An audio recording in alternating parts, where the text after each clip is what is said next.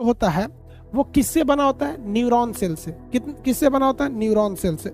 इस ससुर neuron cell की संख्या बड़ी भयानक होती है, लगभग 100 मिलियन होती है। कितनी होती है?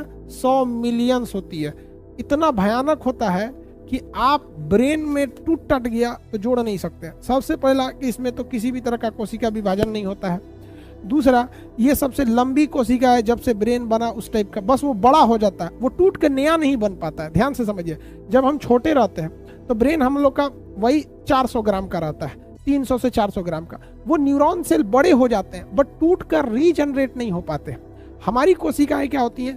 टूटेंगी फिर रीजनरेट हो जाएंगी। ब्रेन में ऐसा नहीं है, वही चीज बड़ा होकर रीजनरेट हो जाता है, मतलब बड़ा रीजनरेट नहीं हो पाता है। 100 मिलियन होती है। आप बताइए तो इसमें सिग्नल पहुंचाने के लिए किसकी जरूरत होती है? सबको पता है कि सोडियम की जरूरत होती है सिग्नल पहुंचाने के लिए।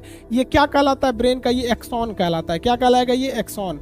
न्यूरॉन बना होता है, इसकी ये पूंछ जो हो गई ये एक्सॉन हो गई। यहाँ पर समझ में आ गया कि नहीं? ये लास्ट हो जाती है टर्मिनल, यहाँ इसका वो होता है, मतलब से न्यूक्लियस पाया जाता है। ब्रेन जो है भाई, आप ध्यान से समझिए, ब्रेन हमारे शरीर का बहुत इंपॉर्टेंट हिस्सा होता है। जब इसमें सोडियम की कमी होती है तो हमें चक्कर आके गिर जाते हैं, तो हम क्या हो जाते हैं? बेहोश हो जाते हैं। ब्रेन में सबसे ज्यादा जरूरत किसकी होती है? सोडियम की। इंसान 3 तरह से मरता है। एक उसकी फिजिकल डेथ होती है, एक ब्रेन डेड होता है, और एक बायोलॉजिकल डेड होता है। एक नेचुरल डेथ क्या होती है?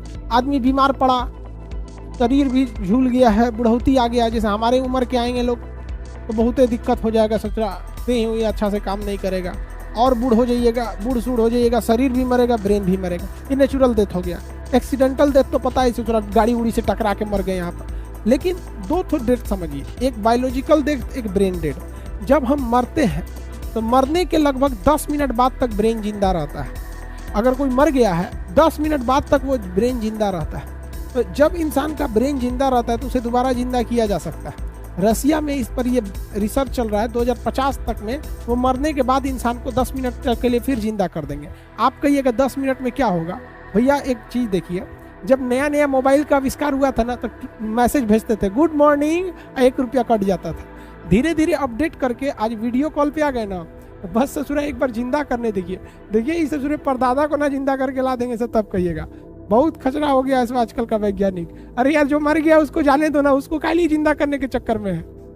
हाँ, अब कोई यंग है, हालांकि ये काफी कारगर साबित हो जाएगा। मान के चलिए अगर ये रिसर्च सक्सेस हो जाता है तो कोई नौजवान आदमी मरा है जो घर का एक अकलौता कमाने वाला है, ये सब चीजें उसको बचाया जैसा। लेकिन बुढ़ऊ बाबा लोग को जाने दो भाई, पृथ्वी दिक्कत हो जाएगी। ठीक है, देखिए कितने मरने के कितने मिनट तक? लगभग 10 मिनट तक, 8-10 मिनट तक ये ब्रेन जिंदा रहता है। अब एक होती है बायोलॉजिकल डेथ। कभी कभी ब्रेन जो होता है ना, ये कभी रेस्ट नहीं करता है, लेकिन कभी कभी ये रेस्ट में चला जाता है ना, हमारा शरीर काम ही नहीं करता है। यहीं से मेन सप्लाई आ रही थी एमसीबी की, एमसीबी गिर गया। तो कभी कभी घर में लाइट रहता है लेकिन एमसीबी गिरा दीजिएगा तो ना पंखा चलेगा ना कुछ चलेगा। वही तो ब्रेन क्या है? हमारे शरीर का एमसीबी बॉक्स है, फ्यूजे गिरा दीजिए तो वही हो जाता है बायोलॉजिकल डेथ। फ्यूज गिर गया, अब वो कोमा में चल गया है। बेहोशी और कोमा में अंतर यही होता है कि बेहोशी थोड़े देर के लिए होता है, पानी उनी मारिए, जूता सुंघाइए, नाक दाबिए तो इसे ससुरा उठ जाता है। कुछ ना देहात में झूठे बेहोश होने का नाटक करता है। झगड़ा लड़ाई होगा, महिला सबको देखिएगा ना, झूठे बेहोश हो जाएंगे।